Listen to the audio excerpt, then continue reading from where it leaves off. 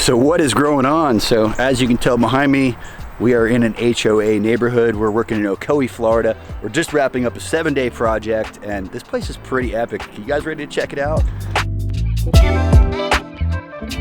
We started last Monday. Today is March 1st, so by the time you see this video, it's probably gonna be about 2 weeks from now, but this has been 100 yards of mulch, 10 yards of compost, 4 bags of fertilizer, and a few hundred plants and some really cool paths. We kind of did something different in the backyard here too. Got some really good lighting for you too. It's towards the end of the day right now. I'm going to show you guys around. I've got tons of drone footage from before, during, kind of the whole process here in the backyard. And I think the coolest part here is once again the paths, but the guys absolutely crushed this one. Let's check it out. All right, one of the Dream machines loaded up and ready to go. Hey, so what do we got growing on up here by the front of the house, Ryan? We got some ivy, we got some Glardia, Vitex, olive. Olive, Vitex, what? Okay, should I show them the backyard? Yeah. Oh, let me get going. Pretty nice. Pretty nice back there. Let's see what's growing on back there. So yeah, we got an olive frame in the front door. Little, black-eyed Susan, he said over here. Did a retrofit on the irrigation. So this had a standard irrigation system with spray, pop-up, rotor. We ended up converting that over to micro irrigation.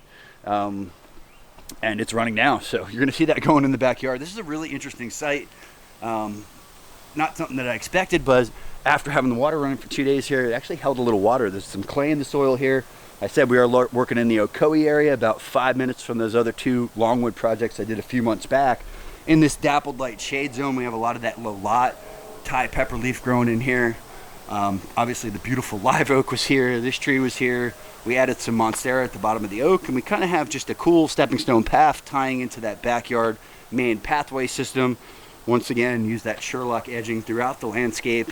This property has lots of dappled light. We took advantage of that with galangal, lesser galangal, Ethiopian cardamom, the citrus is in here, the taros are in here, grumichama, elderberry on the more sunny edge in the back. We have a couple of spiral gingers, some perennial peanut, some mimosa. Kind of coming over here to this side, this leads to where the homeowner keeps some of her gardening tools and the lawnmower. And this place is definitely less of a grass hole.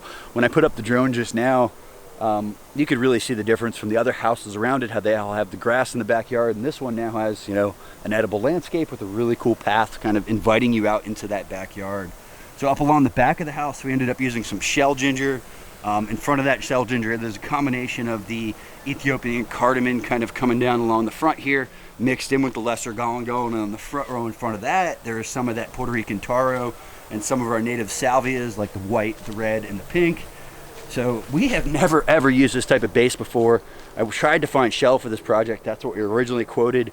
It wasn't available. This is actually coquina. So this is crushed shell, this is crushed coral, this is crushed lime rock. They use this for driveways very commonly. It kind of has like that orange color to it. We're thinking about calling this one Follow the Yellow Brick Road. That was Ryan's idea, so something a little bit different. I do like the orangish kind of yellow color that it puts off. It's definitely very, it's easier on the eyes. It's not as bright as you typically get from that white, that blast that you're getting off of that shell. It can be kind of blinding in some cases. We used a lot of muley grass here, fakahatchee grass, some firebush up along the back, Suriname cherry, Japodicaba, star fruit. I think there's somewhere in the range of about 30 fruit trees on this project. They got some persimmons, some peaches, a lychee, some mangoes. This mulberry is like loaded up already. Look at this overachiever. Thai dwarf, yep. Doing its thing, native tea bush, lots of pigeon pea, Mexican sunflower here along the entire fence for biomass and nitrogen fixation. We use lots of the coreopsis here. That's the flowering species you're gonna see, the tick seed that's coming up along there. Of course, our perennial peanut, fakahatchee grass on this side, a lot of interplanted bananas. I think this project got 11 bananas, all different varieties. And that path just kind of ends here. And then those stepping stones take you the rest of the way to the front door. Oh, up here into beautiful azalea land. We was just walking up the path. Hey, hey. Oh, yeah. It's giving me heck for these footprints. The more this compresses after it gets some rain, that's not going to happen as much. Side of the house is kind of a perennial vegetable garden area. We've got a lot of the different varieties of the edible leaf hibiscus, longevity spinach, Okinawan spinach, moringa. There's some sisu spinach mixed in here, and we also planted potato mint from the root, ginger from the root, so a couple of things that were dormant that we added into this area. Of course, we've got the cranberry hibiscus tying into the katuk where it gets in the shade over there, and we've got some of our beautiful salvias. Those are more of kind of the exotic ones. And check out this backyard. So what an inviting space now. Here's another mulberry, that's the world's best. More pigeon pea along the back here. That was an existing hibiscus, obviously existing crepe myrtle over here, and some more of our bananas. And it's so funny to see these single scrawny little bananas and know when I come back that there's going to be multiple bananas. They're going to be a lot bigger and they're going to fill in. So these guys grow fast. Really cool element here in the backyard. Added a couple of monstera to the tree. This is definitely a focal point. I think the old bike was on the side of the house. We stuck it in there because it does just look so cool.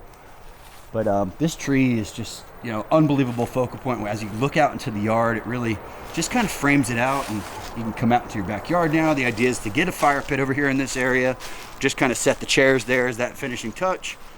And we do have an area with the Florida Cracker Roses here in the corner, and a plumeria that was existing coming out of it. Some more bananas and strawberry tree. There's something I'll point out. Longwood's definitely warmer than where I'm at by just a couple degrees. Robbie, who does the editing for me, lives there, and he's got coconuts in his backyard that weren't phased after the last cold front. So it's all of those lakes, it's all of that elevation. Even though I'm closer to the coast, they're a little bit warmer, so a little jealous there.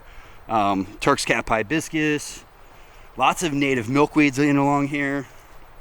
That was another existing rose, and some existing bamboo and crepe myrtles that were kind of on that property line. So quick little fun project for us. Really awesome backyard transformation. We definitely made this client less of a grass hole, you know, more of an edible landscape. Biggest goal here was more fruit trees, so more usable space, less grass. As you can see, we've got a little patch here. She says she's never fertilized this. She actually never waters this area even, so there's no irrigation in this area.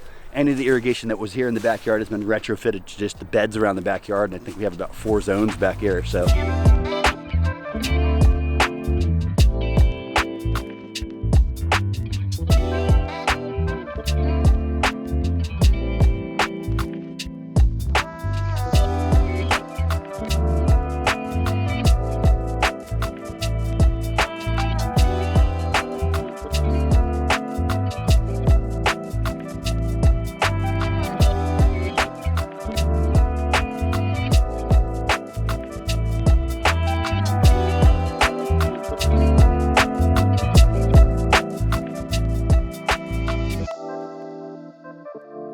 cool project if you ask me. I hope you guys enjoyed this one. If you did, be sure to hit that like button. If you haven't subscribed yet, please go ahead and do so. And guys, YouTube plays games. If you don't hit that bell, they're not going to tell you when I post a video, so make sure you hit the bell to stay notified. And most importantly, you guys need to get out there and pound dirt and plant a garden like this.